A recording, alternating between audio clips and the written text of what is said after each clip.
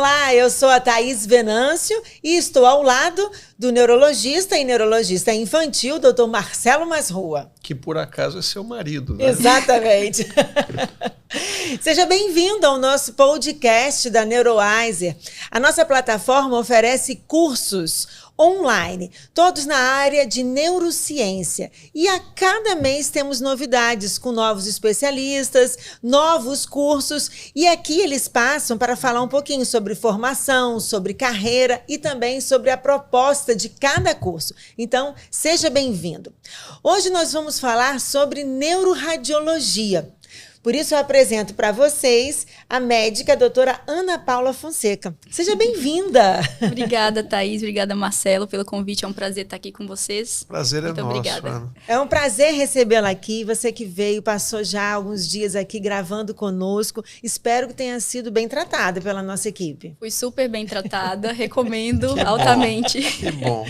Que bom. E a gente estava conversando aqui um pouco porque você é mineira, mas passou um período da sua formação acadêmica aqui no Espírito Santo, né? Então me conta um pouquinho, assim, porque eu fico com essa parte, né?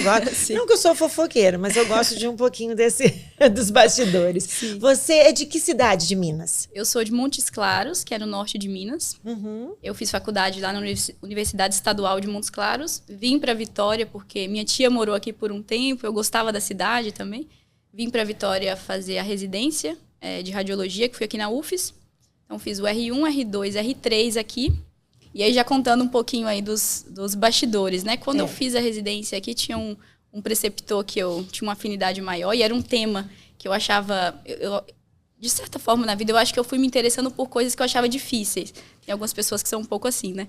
Então, eu achava a neuroradiologia a parte mais difícil da radiologia. Uhum. Então, eu acabei estudando mais isso também, tendo afinidade com esse preceptor, que é o Dr. Marcos Rosa, que mora aqui hoje.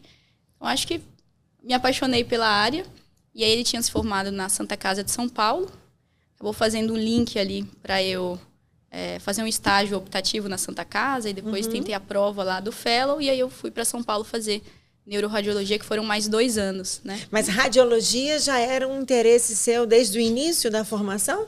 Eu acho que não era desde o início, assim, mas eu, talvez no meio da formação, quando eu comecei a me deparar mais com exame de imagem, com radiologia, eu percebi que eu gostava mais do diagnóstico, de esmiuçar, diagnosticar, buscar, procurar, do que exatamente de tratar, né? Uhum. Então, uma certa curiosidade ali de entender o que um paciente tem, né, que é o processo de diagnóstico, sempre me interessou muito mais. Então, já era uma certa... uma afinidade, uma tendência maior. E aí junta isso com o perfil de trabalho mesmo, né? O perfil de qualidade de vida de um radiologista, que também é algo atrativo. Eu nunca gostei de dar plantão, nunca gostei de muito trabalho noturno. Sempre que eu dava plantão, eu ficava muito mal-humorada no outro dia. Mudava muito, assim, minha saúde mesmo, né? Então, a sua saúde mental era também, completamente abalada, né? Isso. Por causa desse ritmo, sim, né? O ritmo de plantão e de trocar a noite pelo dia era uma coisa que eu não queria. Uhum. Então, as decisões eram algo que eu goste e algo que me proporcione ali uma rotina, uma qualidade de vida boa. E aí, foi para radiologia. Isso, radiologia. E Ana, você se especializou em neuroradiologia na Santa Casa de São Paulo com um dos maiores neuroradiologistas do país, né, que é o Dr. Antônio Rocha. Sim. Conta para nós um pouco como é que foi o seu processo lá na Santa Casa, esse período que você ficou lá. E eu sei que você ainda trabalha com ele, né? Vocês são amigos, tudo. Como Exato. É que é isso? Então, eu tentei a prova lá muito por influência do Dr. Marcos, né? O Dr. Antônio acho que todo mundo que já viu alguma ressonância ou já estudou sobre algo de neuroimagem sabe quem é o Dr. Antônio Rocha. Então, é o meu ídolo, assim, na neuroradiologia. E aí, eu acabei indo por essa influência, tentei a prova na Santa Casa. Nesse ano aí, acabou que eu fiquei como a única residente lá de neuroradiologia, né? Passaram, na verdade, 3 pessoas, no final não chamaram mais a lista de espera, então eu fiquei durante 2 anos sendo a residente única ali do Dr. Antônio. Então, a gente tinha um contato muito grande, via assim, uma quantidade de casos absurdo, né? Muito caso complexo, que é um serviço público, porta aberta em São Paulo, então atende basicamente quem chegar no serviço.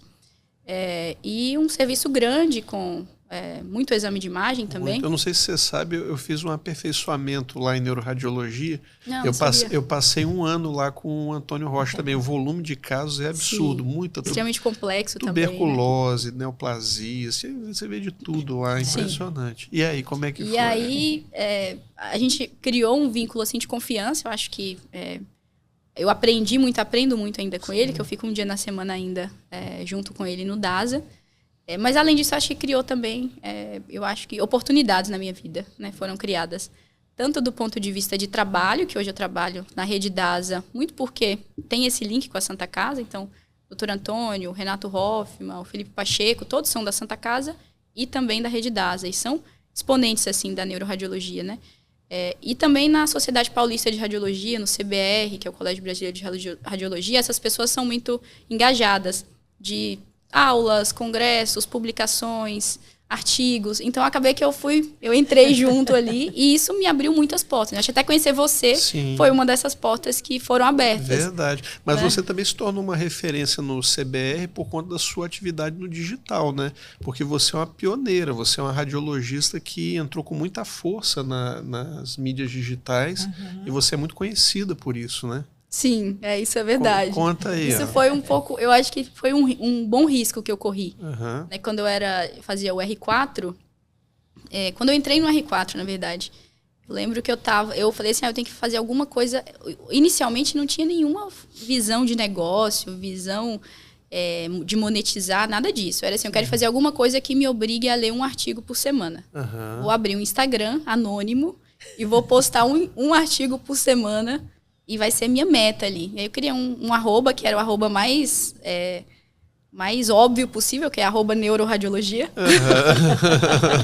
E aí eu postava um Instagram com um artigo com resumo, um artigo com resumo, toda semana. Você vê que ela foi tão pioneira que esse arroba estava disponível. Não era usado. Tinha esse arroba disponível. E aí eu comecei a postar, fazer uns desenhozinhos, umas coisas mais didáticas. Eu não tinha coragem de falar que era eu, porque eu falava, eu sou R4. As pessoas podem imaginar assim, essa menina nem sabe nada, acabou de começar o fellow de neuro, né? E já quer postar, ensinar alguém alguma coisa, então não colocava muito. E aí fazia umas imagens didáticas e tal. Aí um dia eu estava lá na Santa Casa fazendo um post, né? Na época eu ainda fazia pelo PowerPoint, depois que eu migrei para o Canva, para outros lugares.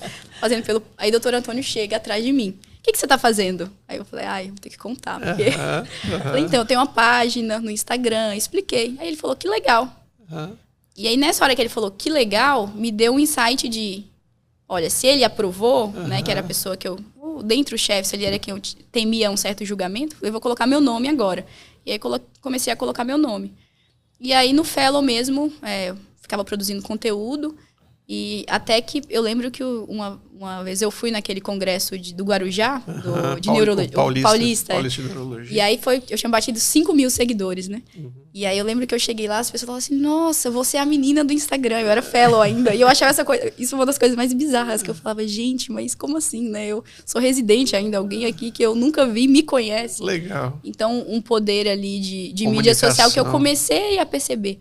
Só que aí eu esperei terminar o Fellow todo, que foi na época da pandemia, que aí chegou a pandemia em 2019, né?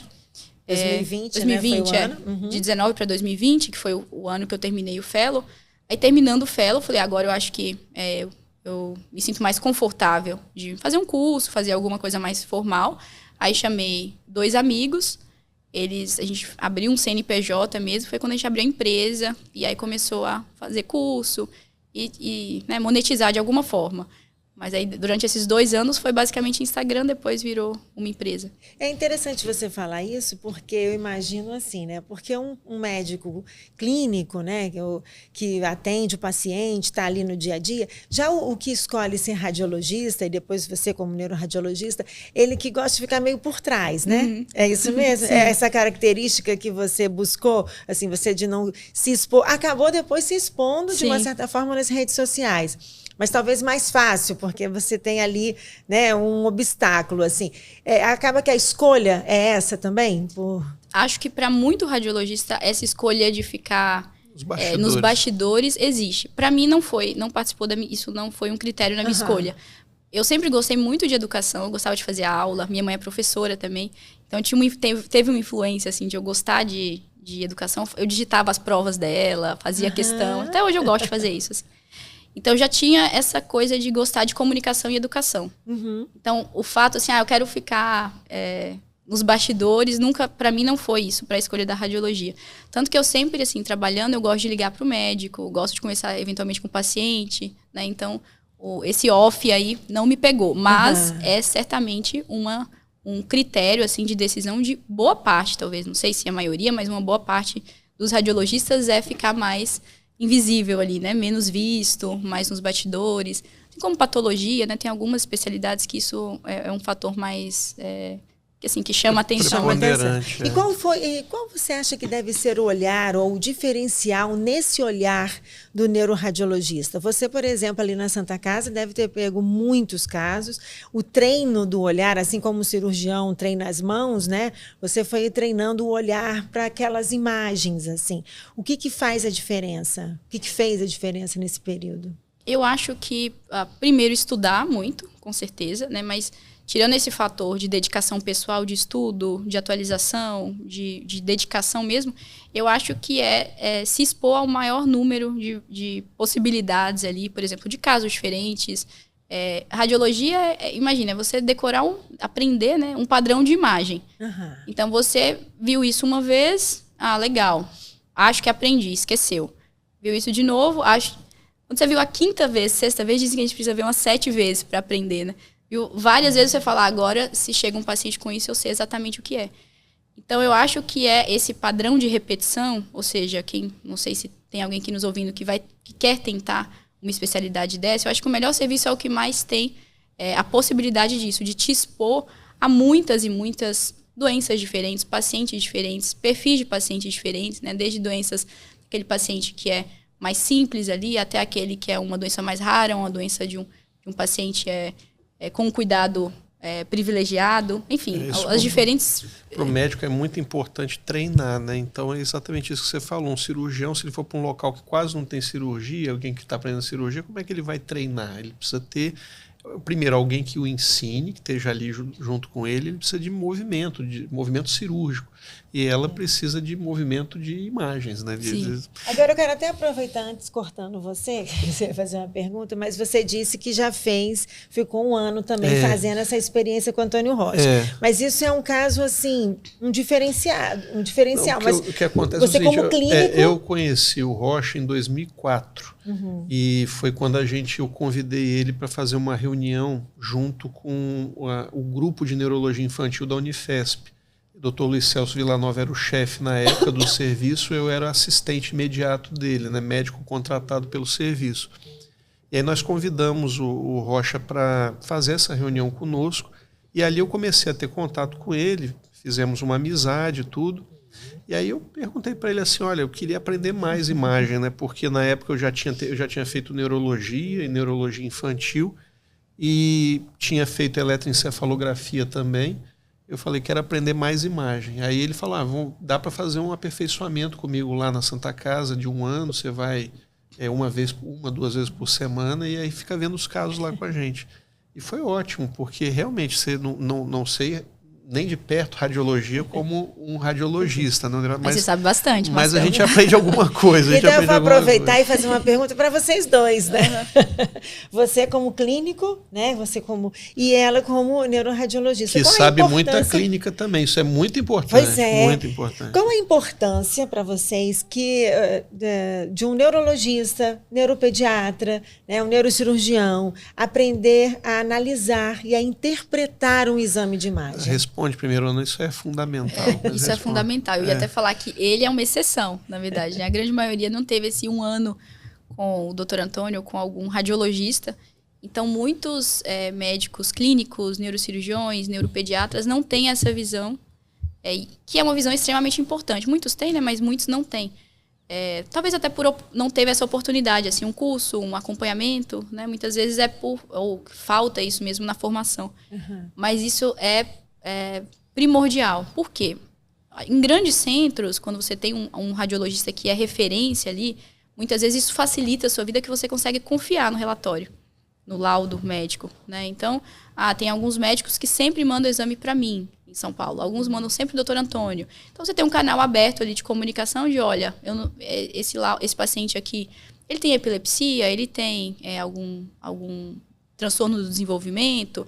Então, tanto para eu ir buscar essas informações, que vão ser importantes para eu colocar no laudo, quanto para ele tirar dúvida. Esse tumor é de alto grau, é de baixo grau? O que você acha que esse paciente pode ter porque ele desenvolveu isso agora? Então, fica aquele canal ali aberto que um confia no outro. Só que isso aí é um privilégio, assim... Para poucos. Para poucos. Porque na maioria das vezes, principalmente quando não é em grande centro, né?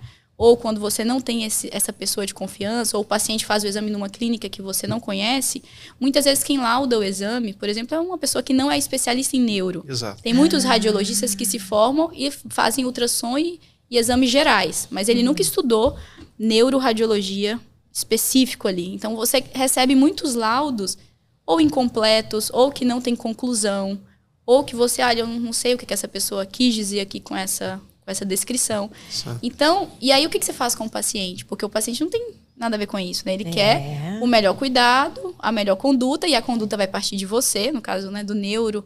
Então, se vai partir do neuro essa conduta, mas cadê Então, eu acho que... E às vezes tem até cidade que sai exame sem laudo, né? Tem tomografia em alguns lugares que, assim, faz o exame, a pessoa vê. Nossa. Então, o neuro, por exemplo, o Marcelo, eu tenho certeza que se ele recebe um exame que ele vê que a qualidade ali do relatório não é tão boa, ele vai questionar. Ou vai pedir opinião um outro colega que ele confia, né? Mas ele precisou ter um mínimo de crítica sobre o exame para questionar. Sim. Ele tem que saber, olha, eu só sei questionar se eu souber, né? Então, você tem que saber minimamente a anatomia, as sequências da ressonância, avaliar uma tomografia, avaliar uma sequência avançada, até para você falar, olha, eu acho que eu concordo com esse colega, esse laudo tá bom, esse laudo não tá bom. Então, eu acho que essa visão crítica exige conhecimento. Isso te dá mais segurança no consultório? Perfeito. Eu acho que não tenho nada a acrescentar. A resposta dela é absolutamente perfeita. Talvez a única coisa que eu acrescentaria é que realmente alguns radiologistas, por atuar em áreas que tem muita só lesão, por exemplo, músculo esquelético, ele está acostumado a fazer uma descrição das lesões e pronto, porque são lesões, é ruptura de um tendão, é um edema de um músculo. Só que na área da neuroradiologia isso não basta você dizer que tem uma lesão em tal lugar. Você tem que inferir qual é a natureza dessa lesão. Se a lesão é inflamatória, neoplásica, se é de causa vascular. E ainda ir mais longe, se ela é inflamatória, se pode ser por um processo infeccioso, autoimune, né? Então o neuroradiologista ele tenta chegar à etiologia da doença pelos padrões de imagem, coisa que em outras áreas da radiologia nem sempre isso acontece. Às vezes, por exemplo, novamente, sem nenhum tipo de preconceito aos colegas que lidam com músculo esquelético, mas às vezes na área deles é suficiente dizer que um tendão foi rompido, né? Porque é aquilo ali mesmo, mas na área de neuro isso não basta. Então tem que ter uma forma... E aí a importância do neurologista também conhecer, até foi o que a Ana falou, até para avaliar a qualidade do laudo. Tem colegas, por exemplo, que eu já pedi exame, dependendo da qualidade que vem, eu peço especificamente, olha, eu quero que tal radiologista dê o laudo para mim. Né? Aqui na cidade eu faço isso, né? Tem alguns que eu confio. Você sabe que o olhar vai ser diferenciado. O próprio Marcos Rosa que ela citou é um excepcional radiologista e eu peço, solicito que o laudo seja feito pelo Dr. Marcos Rosa, porque eu sei que vai vir um laudo bem feito, um laudo que eu posso confiar. E a gente também não pode se limitar também só a confiar no laudo. Por mais que eu confie, né, eu vou sempre dar uma olhada e ver se aquilo também bate, porque pode acontecer algum erro, tanto do nosso lado quanto do radiologista, por melhor que seja, né? E foi pensando nesses médicos que você pensou nesse curso. Exatamente. No curso que você trouxe para a gente, para a plataforma NeuroWise. Foi pensando nos neurologistas, nos neuropediatras, que vão... Nos neurocirurgiões. E também radiologistas que não são neuroradiologistas, né? Exatamente. E aí, como você formatou esse curso? Legal. Então, a ideia era um pouco essa, assim, pegar dos conhecimentos mais simples, básicos de neuroimagem, até os mais avançados também. Então, a gente começa falando, né, no curso, eu já gravei o curso. Então, as primeiras aulas falando dos métodos de imagem, ultrassom, o uso do ultrassom na neurologia e neurocirurgia, o uso da tomografia, então desde como que a gente descreve isso no relatório, os achados principais que podem ter, ressonância magnética, sequência básica, então as sequências, como avaliar uma ressonância, o passo a passo das sequências principais. Que legal. Sequência avançada. Isso que eu penso, você fala de métodos avançados também. Também método avançado, então perfusão, espectroscopia, vessel wall, que é uma técnica assim, não é um diferente. Curso básico, pelo não jeito. É um curso básico. Ele foi muito bem pensado. Ele vai do básico ao avançado. Quer dizer, quem não sabe nada também vai aprender. Vai aprender. Se beneficia, sim. Muito legal. E depois começam os blocos de doença propriamente dita. Então, assim, tem vários... por exemplo, AVC, né? Acho que todo mundo quase que lida com neuro tem que saber tanto avaliar um AVC quanto assim, os sinais principais ali na tomografia, na ressonância. Então, depois de AVC, hemorragias, doenças desminimizantes que você citou, infecção, tumor, epilepsia, cefaleia, trombose. Então, todos os cenários aí principais de neurologia, seja da emergência, seja do ponto de vista ambulatorial também, reforçando sempre essa correlação clínico-radiológica, né, que a gente vê muito nas reuniões nossas lá. Quer dizer, é um curso muito completo, né, Ana? Pega todas essas grandes áreas, é muito completo. E eu percebo que vocês pensaram, né, que quando você participou dessa, recebeu esse pedido, né, esse curso da Ana Paula, vocês se preocuparam com isso, né? Porque assim, podia ser muito fácil deixar para que um laudasse e o médico recebesse. Não. Quer dizer, é mudar o olhar desse médico. Essa é a nossa proposta. Quer dizer, mudar o olhar desse médico com relação ao exame de imagem, né? Sim, sem dúvida. E já que você citou esclerose múltipla, recentemente houve uma nova proposta de critérios diagnósticos no Congresso Europeu de Esclerose Múltipla, o ECTRIMS, né? Sim. Você pode falar sobre isso? Legal. Isso aí até foi um tema interessante para eu fazer a aula, né? Porque já está atualizada. A aula já está atualizada, é isso aí. Foi um congresso recente, então tem um pouco mais de um mês aí, mais ou menos. E aí teve essa nova proposta de classificação. Os critérios anteriores são de 2017. E aí de lá para cá, vários sinais, tanto radiológicos quanto algumas evidências clínicas foram sendo repensadas, né? Eu queria destacar 2 sinais radiológicos, assim, que são interessantes. O sinal da veia central, que a gente vê, ambos são no SWI, na sequência SWI, que é uma sequência que a gente fala lá nas sequências básicas da aula. Mas o sinal da veia central, que é a veia lá passando no meio da placa desmielinizante, no SWI, e o sinal do ring sign, né, que é o sinal do halo paramagnético, que também é um sinal visto no SWI ao redor da placa.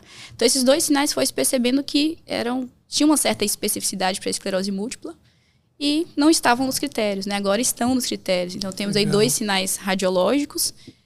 Outra mudança interessante é que antes a RIS, que é a síndrome radiológica isolada, era uma coisa que não se sabia exatamente o que fazer.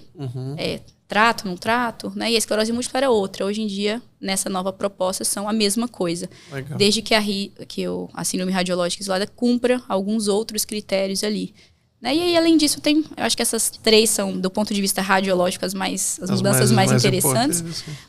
E o nervo óptico volta também como critério de disseminação espacial, como topografia. Que era 5... Voltou para 4, agora volta o nervo óptico.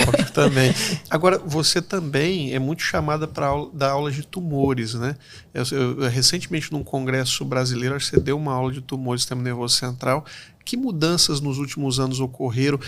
Existe uma correlação agora muito interessante entre a imagem e a genética, né? O tipo genético de tumor, né? A genética que predispõe aquele tumor. O que você pode falar sobre isso? Legal também. Isso daí também é acho que é bem desafiador hoje trabalhar com tumor. Em São Paulo, a gente tem acho que uma disponibilidade aí, essa parte molecular e genética um pouco maior, né? Mas no restante do Brasil, acho que ainda está começando aí a passos pequenos. Mas, felizmente, está evoluindo. Então, a classificação de tumor, a gente está na 5ª classificação, que foi em 2021, e que a gente está começando como eu falei, eu acho que em outros países já está mais avançado, mas aqui dar nome dos genes de praticamente todos os tumores que nós temos, né? Nessa nova classificação, essa correlação molecular e genética, assim, estourou de importância, expandiu muito. Então, praticamente hoje a classificação dos gliomas, a gente divide aí nos gliomas circunscritos e difusos. dentre esses difusos, que aí vai ter do tipo adulto e pediátrico, praticamente todos têm nome e sobrenome. Então, eu tenho um glioblastoma e IDH selvagem. Aí eu tenho um glioma e IDH mutado, né? É um astrocitoma e IDH mutado. Todos têm o nome e o sobrenome é uma análise genética ali. Nos pediátricos tem as mutações na estonas, né? Que a gente vê muito H3K27, HG34. Então, sempre com essa correlação. E aí, no curso também, eu achei isso, que é a parte avançada do curso, né? Então, desde que a gente fala das sequências básicas e avançadas, que são importantes, mas depois também tem que extrapolar para a vida prática, né? Então, extrapolando para a vida prática olha, agora vamos olhar aqui esses tumores com as correlações genéticas, como que eles se apresentam nas diferentes sequências. Então, por exemplo, tem alguns sinais radiológicos que dão certa especificidade para alguns tumores, né? Então, o sinal do mismatch T2 FLAIR, então os tumores da linha média, como que eles se apresentam, o PLANT, que é um tumor recentemente descrito, que causa epilepsia, como que ele se apresenta. Então, é pegar depois as sequências que a gente viu, básicas e avançadas, e ir para esses submundos aí, né? Tumor, esclerose múltipla. Então, esse bloco de tumor são 2 aulas diferentes, uma para uma avaliação mais geral dos tumores, assim, os padrões de apresentação, intra ou extraaxial, adulto ou criança, e depois uma aula só da nova classificação. Legal, o curso está completíssimo mesmo. Tá vendo? Eu fiquei aqui vendendo meu peixe, né? Eu fiquei curiosa para saber qual a importância você vê, e por isso você fala que a Ana Paula tem esse conhecimento completo e mais amplo, né? Do neuroradiologista saber a clínica do paciente e não só apenas emitir um laudo daquela imagem. Nossa, isso também você fez a pergunta de ida, agora tem a de volta, né? Porque isso é muito importante. Então, assim, quase que um apelo que eu faço para os neurologistas, neurocirurgiões, neuropediatras, nos contarem as histórias dos pacientes. Preencher direito o pedido de exame. O pedido médico, basicamente eu sei a clínica pelo pedido médico. Imagina que eu laudo lá 40 exames no meu dia. Eu não consigo ligar para todos e perguntar o que esse paciente tem. Não tem nem contato de todas essas pessoas, né? Então, minha confiança é no pedido médico. E aí chega esse pedido médico e tem lá, assim, às vezes, cefaleia a esclarecer. Tudo bem. Mas às vezes tem alteração visual, aí o paciente tem alteração cognitiva, tem vários outros sintomas que não foram falados ali.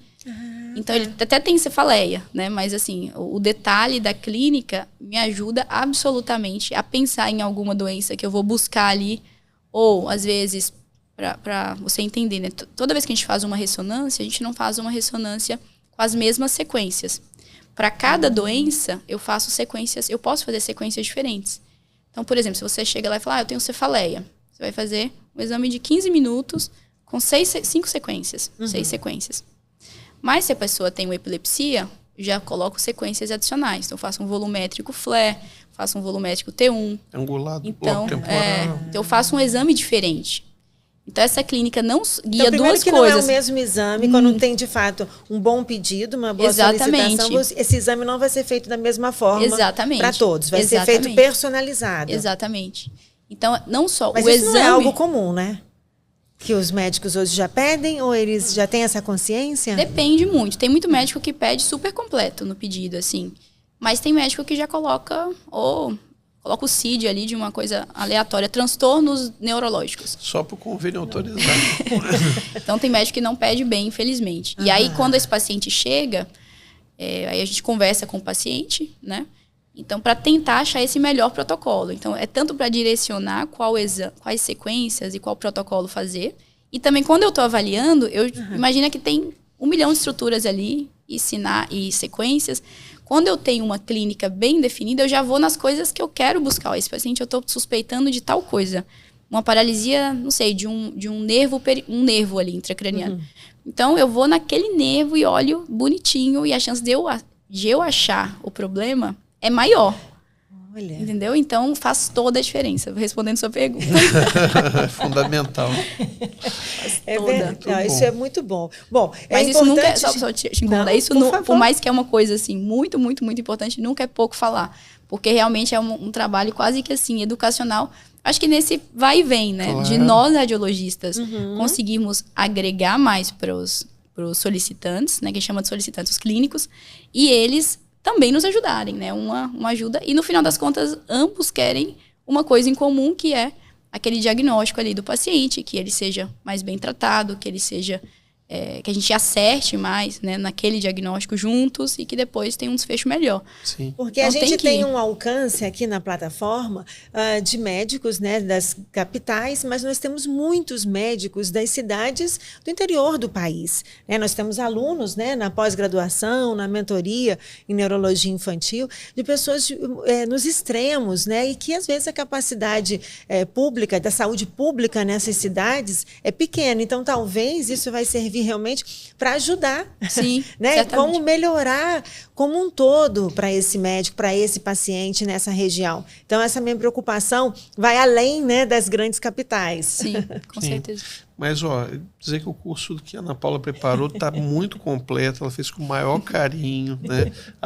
E o nome é do básico ao avançado, porque aborda desde as questões mais fundamentais e básicas para pessoas que realmente não têm muito conhecimento na área, até a parte mais avançada. Então é um curso bem completo mesmo. E é uma responsabilidade para a gente, né? Porque sim, ela já tem esse contato todo com a didática, as redes sociais, e veio para cá agora para poder ser mais uma parceira nossa. Sim. Seja bem-vinda à plataforma Neurowiser. Estamos muito felizes. Obrigada, Ana Paula já é uma parceira na mentoria. Na mentoria, é verdade. Os alunos adoram as reuniões.